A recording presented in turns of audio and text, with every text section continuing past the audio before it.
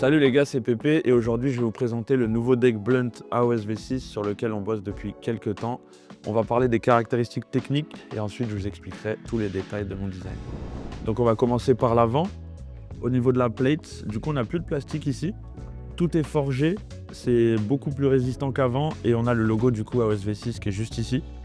Et ce qui est cool, c'est qu'il y a beaucoup plus de place entre la fin de la roue et l'avant du deck, du coup pour faire des blunts, etc. c'est beaucoup mieux.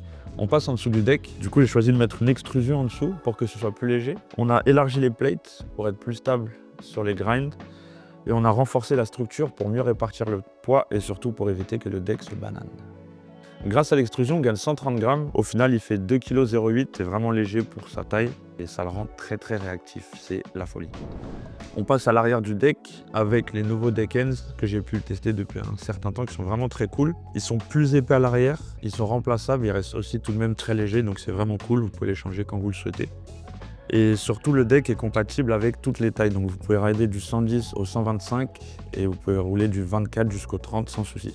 Et pour finir sur les caractéristiques techniques, il y a deux grosses nouveautés sur ce deck, dont le concave qui est vraiment incroyable. Quand tu fais des whips, le deck il se cale directement sur tes pieds, c'est la folie. Le deck sera livré avec un nouveau wheel guard et un frein en nylon, comme ça vous pouvez avoir le choix.